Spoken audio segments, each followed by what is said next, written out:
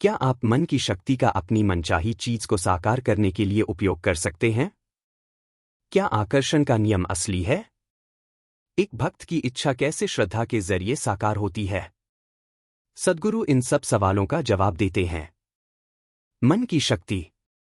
लोग जीवन में जिस भी चीज की आकांक्षा करते हैं, चाहे वह कारोबार को बढ़ाना हो, कोई घर बनाना हो या कुछ और हो, पहले यह विचार पैदा होता है, मैं यह चाहता हूं।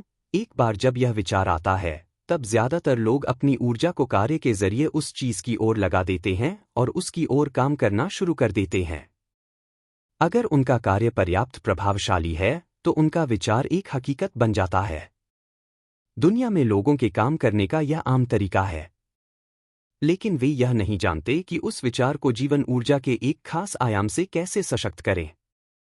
अगर आपकी ऊर्जा में भौतिक शरीर से परे थोड़ी गतिशीलता है और अगर वह गतिशीलता एक सचेतन प्रक्रिया बन जाती है, तो आप एक जगह बैठकर अपनी ऊर्जाओं को कहीं और भेज सकते हैं।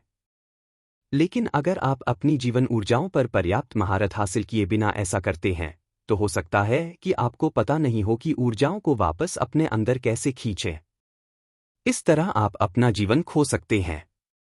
आप देखेंगे, अगर किसी व्यक्ति की इच्छा एक खास तीव्रता से आगे हो, तो वे हमेशा जवान ही मरते हैं। ज्यादातर लोगों की इच्छाएं अस्थिर होती हैं।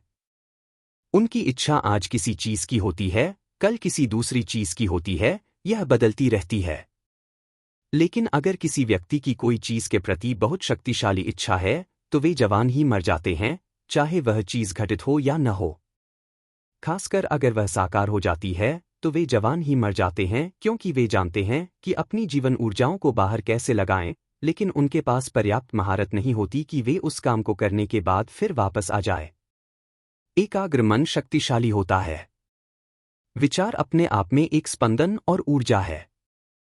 बिना ऊर्जा के आप विचार पैदा नहीं कर सकते। बात बस इतनी है कि चूंकि यह इतने बेतरतीब तरीके से हो रहा है, तो शायद इसके पास खुद को अभिव्यक्त करने के लिए जरूरी ऊर्जा नहीं है। आप अपनी विचार प्रक्रिया से इतनी ज्यादा ऊर्जा पैदा कर सकते हैं कि आप किसी को मार भी सकते हैं। जब आपका मन एकाग्र होता है, तो वह एक शक्तिशाली साधन होता है। दुर्भाग्य से लोगों के साथ यह एकाग्रता ज्यादातर समय एक नकारात्मक तरीके से होती है, सकारात्मक तरीके से नहीं। एक क्रोधित मन और कामातुर मन भी बहुत ज्यादा एकचित्त होते हैं। इसीलिए भारतीय संस्कृति में बच्चों को हमेशा चेतावनी दी जाती है, जब तुम गुस्से में हो तो किसी के लिए कुछ भी नकारात्मक मत कहो, क्योंकि अगर आपका मन क्रोध से एकचित्त बन गया है, तो वह खुद को अभिव्यक्त कर सकता है। चलिए विचार पैदा होने की प्रक्रिया पर गौर करते हैं। क्या आपका विचार सचेतन है या वह बस उन लाखों चीजों का परिणाम है जो आपके मन में चल रही हैं? जब आपका विचार अचेतन होता है, तो ज्यादातर समय वह मानसिक दस्त जैसा होता है। उस पर कोई काबू नहीं रहता। वह बस भटकता रहता है, क्योंकि पुरानी सामग्री अंदर भरी है। यह बिल्कुल वैसा है, आपके पेट में खराब खाना जितना ज्यादा होगा, उतने ज्यादा आपके दस्त चलते रहेंगे। जब आपको मानसिक दस्त हो रहे हों, तो आप उसे विचार नहीं कह सकते। एक औरत ने एक बार कुछ दोस्तों को खाने पर आमंत्रित किया। उसने भोजन परोसा और फिर अपनी 6 साल की बेटी से कहा, आज दुआ तुम क्यों नहीं बोलती? वह अपनी बेटी का थोड़ा दिखावा करना चाहती थी। बेटी ने कहा, मैं नहीं जानती कि दुआ कैसे कही जाती है। माँ ने कहा, बस वही दोहराओ जो तुम्हारी माँ कहती है। तो लड़की ने बहुत आदर से अपना सिर झुकाया, अपने दोनों हाथ एक साथ थामे और कहा, पता नहीं क्यों मैंने इन लोगों को खाने पर बुलाया है। क्या आपके साथ ऐसी चीजें नहीं हो रही हैं? आप ध्यान करना चाहते हैं, लेकिन आपका मन तमामों चीजें बोल रहा है। अपनी स्लेट को साफ करना।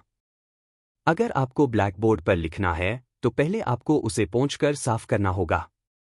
सिर्फ तभी आप उस पर स्पष्ट लिख पाएंगे। अगर उस पर पहले ही लाखों चीजें लिखी हुई हैं और आप उस पर कुछ और लिखते हैं, तो कोई पता नहीं लगा सकता कि आपने क्या लिखा है। और कुछ समय बाद आपको भी पता नहीं रहेगा। आपको उस जगह को पहले साफ करना होगा और तब एक विचार को सचेतन रूप से पैदा करना होगा। अगर लोगों ने अपनी जगह को साफ कर लिया है और तब वे कोई विचार लाते हैं, तो यह विचार वाकई मायने रखता है, क्योंकि वह एक सचेतन प्रक्रिया से पैदा हुआ है। एक बार जब यह विचार इस तरह जारी रहता है और इसे उस स्पष्टता में कायम रखा जाता है, तब उसे ऊर्जा से भरा जा सकता है। अगर आप अपने मन में सचेतन रूप से एक विचार पैदा करते हैं और अगर वह एकाग्र है, तो वह दुनिया में अपना रास्ता खोज लेगा। वह स्वाभाविक रूप से खुद को साकार कर लेगा। और अगर आपके पास अपनी जीवन ऊर्जाओं पर थोड़ा ज्यादा नियंत्रण है, तो आप उसे और परिमार्जित कर सकते हैं। जो आप चाहते हैं, उसे कैसे साकार करें? मनुष्य के रूप में हर चीज जो हमने इस धरती पर बनाई है, उसने पहले मन में अभिव्यक्ति पाई, तब वह बाहरी दुनिया में साकार हुई। इस धरती पर हमने जो शानदार चीजें की हैं और इस धरती पर हमने जो भयानक चीजें की हैं, वो दोनों ही मानव मन की उपज है। अगर हम इस बात की परवाह करते हैं कि हम इस दुनिया में क्या पैदा करें, तो यह अत्यंत महत्वपूर्ण है कि पहले हम अपने मन में सही चीजें पैदा करना सीखें। अगर हमारे पास अपने मन को वैसे रखने की शक्ति नहीं है जैसे हम चाहते हैं, तो हम दुनिया में जो चीजें बनाएंगे, वो भी बहुत संयोगवश और बेतरतीब होंगी। अगर आप अपने मन में सचेतन रूप से एक विचार पैदा करते हैं और अगर वह एकाग्र है, तो वह दुनिया में अपना रास्ता खोज लेगा। वह स्वाभाविक रूप से खुद को साकार कर लेगा।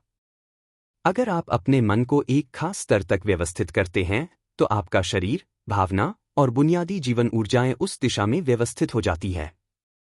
एक बार जब आपके ये चारों आयाम एक दिशा में व्यवस्थित होते हैं, तो आप जिस भी चीज की कामना करते हैं, वह बिना एक उंगली उठाए ही हो जाती है। इसमें क्रिया को जोड़ना मददगार होगा, लेकिन किसी क्रिया के बिना भी आप उसे साकार कर सकते हैं जो आप चाहते हैं, अगर आप इन 4 आयामों को एक दिशा में व्यवस्थित कर लेते हैं और उसे उस दिशा में समय के एक खास दौर तक अटल रखते हैं। श्रद्धा और प्रतिबद्धता को ब्रह्मांड भी जवाब देता है। आपने शायद उन लोगों के बारे में सुना होगा जिन्होंने कुछ मांगा और वह उम्मीदों से भी बढ़कर सच हो गया। आमतौर पर ऐसा उन लोगों के साथ होता है जो श्रद्धावान हैं। मान लीजिए आप एक घर बनाना चाहते हैं। अगर आप सोचना शुरू करते हैं, अरे, मुझे घर बनाने के लिए 50 लाख चाहिए, लेकिन मेरी जेब में मेरे पास सिर्फ 50 रुपए हैं, संभव नहीं है, संभव नहीं है, संभव नहीं है। जिस पल आप सोचते हैं, संभव नहीं है, आप यह भी सोच रहे हैं, मैं इसे नहीं चाहता। एक स्तर पर आप इच्छा पैदा कर रहे हैं कि आप कुछ चाहते हैं और दूसरे स्तर पर आप कह रहे हैं कि आप उसे नहीं चाहते। इस टकराव में शायद यह घटित न हो। श्रद्धा सिर्फ उन लोगों के लिए काम करती है जो सरल मन के हैं। यह उन लोगों के लिए कभी काम नहीं करती जो बहुत ज्यादा सोचने वाले हैं। एक बाल सुलभ इंसान, जिसे अपने भगवान या अपने मंदिर में सरल श्रद्धा है, मंदिर जाता है और कहता है, शिव जी, मैं घर चाहता हूं, मैं नहीं जानता कि कैसे, आपको उसे मेरे लिए बनाना चाहिए। उसके मन में कोई नकारात्मक विचार नहीं है। अपार श्रद्धा से वो चीजें पूरी तरह से हट गई हैं। अब उसे विश्वास है कि शिव उसके लिए वह करेंगे और वह हो जाएगा। क्या शिव आकर आपके लिए घर बनाने वाले हैं? नहीं। मैं चाहता हूं कि आप समझें कि भगवान आपके लिए अपनी छोटी उंगली भी नहीं उठाएंगे। जिसे आप ईश्वर कहते हैं, वह सृष्टि का स्रोत है। एक सृष्टिकर्ता के रूप में उन्होंने अद्भुत काम किया है। लेकिन अगर आप चाहते हैं कि जीवन वैसे घटित हो जैसे आप सोचते हैं कि उसे होना चाहिए, तो आप कितनी एकाग्रता से सोचते हैं, आपका विचार कितना स्थिर है और विचार प्रक्रिया में कितना स्पंदन मौजूद है, यह तय करेगा कि आपका विचार एक हकीकत बनेगा या बस एक खोखला विचार बना रहेगा। क्या संभव है और क्या संभव नहीं है, वह आपका मामला नहीं है, वह प्रकृति का काम है। प्रकृति उसे तय करेगी। आप बस यह देखिए कि वह क्या है जो आप वाकई चाहते हैं और उसके लिए प्रयास कीजिए। अगर आपका विचार एक शक्तिशाली तरीके से पैदा हुआ है और विचार प्रक्रिया की तीव्रता को नीचे लाने वाले कोई नकारात्मक विचार नहीं हैं, तो वह जरूर साकार होगा। अगर आप खुद का नियंत्रण अपने हाथ में ले लेते हैं, तो अब आप अपनी खुशी की खोज नहीं करते, आप किसी चीज को लेकर तनाव में नहीं होते, आपके सिर पर कोई तलवार नहीं लटकती। आज आधुनिक विज्ञान सिद्ध कर रहा है कि पूरा अस्तित्व एक स्पंदन है। इसी तरह आपका विचार भी स्पंदन है। अगर आप एक शक्तिशाली विचार पैदा करते हैं और उसे बाहर छोड़ते हैं, तो वह हमेशा खुद को अभिव्यक्त करेगा। आमतौर पर लोग नकारात्मक विचार दूर करने के लिए श्रद्धा को एक साधन के रूप में इस्तेमाल कर रहे हैं। लेकिन जब आप एक सोचने वाले व्यक्ति बन गए हैं, तो आपकी श्रद्धा बहुत गहरी नहीं होगी। आप सोचते हैं आप बहुत श्रद्धावान है, लेकिन इससे फर्क नहीं पड़ता, कहीं न कहीं संदेह हमेशा उभर ही आते हैं। आपका मन अभी जिस तरह का है, अगर भगवान भी यहाँ प्रकट हो जाते हैं तो आप उनको समर्पण नहीं करेंगे, आप जांच करना चाहेंगे कि वे वाकई भगवान हैं भी या नहीं। इस तरह के मन के साथ आपको श्रद्धा पर अपना समय नष्ट नहीं करना चाहिए। एक दूसरा विकल्प प्रतिबद्धता का है। आप जो चाहते हैं, अगर आप खुद को उसके निर्माण के लिए प्रतिबद्ध बना देते हैं, तो अब एक बार फिर आपका विचार इस तरह व्यवस्थित हो जाता है कि फिर यह संभव है या नहीं जैसी कोई चीज नहीं रह जाती। आपकी विचार प्रक्रिया में कोई बाधा नहीं रहती। आप जो चाहते हैं उस ओर आपका विचार सरलता से प्रवाहित होता है। जब ऐसा होता है तो उसे साकार करना भी स्वाभाविक रूप से होगा। आप जिसकी वाकई परवाह करते हैं, उसे बनाने के लिए सबसे पहली और महत्वपूर्ण चीज यह है कि आप क्या चाहते हैं ये आपके मन में ठीक से स्पष्ट होना चाहिए। क्या यही चीज आप चाहते हैं?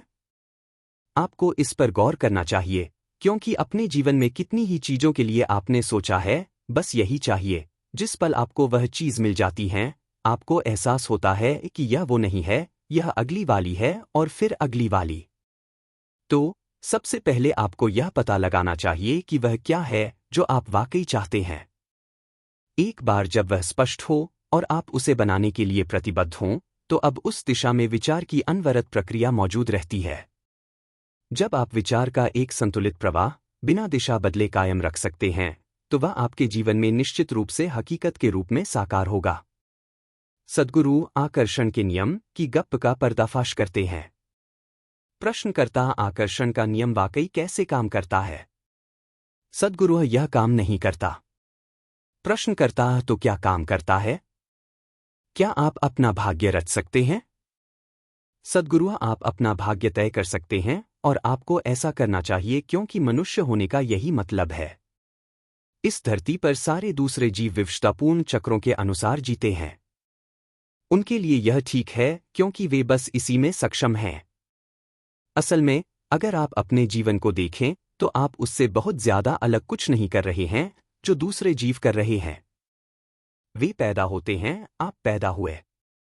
आप बड़े हुए, वे भी बड़े होते हैं।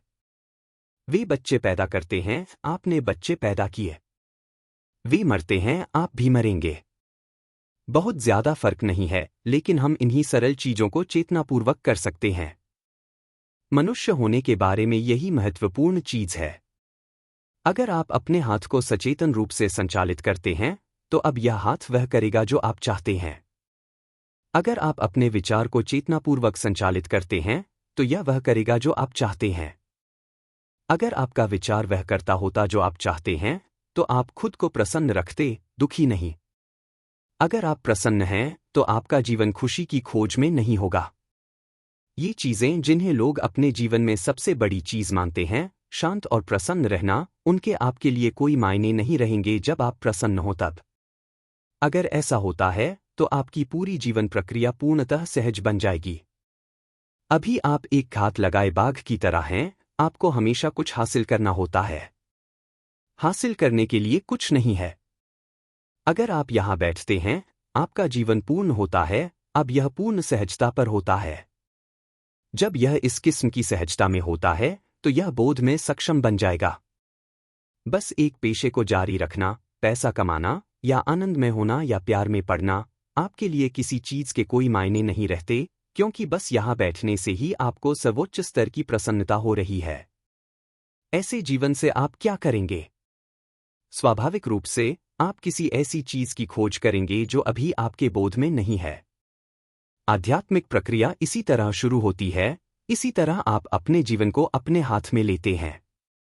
अगर आप खुद का नियंत्रण अपने हाथ में ले लेते हैं, तो अब आप अपनी खुशी की खोज नहीं करते, आप किसी चीज को लेकर तनाव में नहीं होते, आपके सिर पर कोई तलवार नहीं लटकती। आप हर चीज पूरे दिल से, पूर्णतया करेंगे।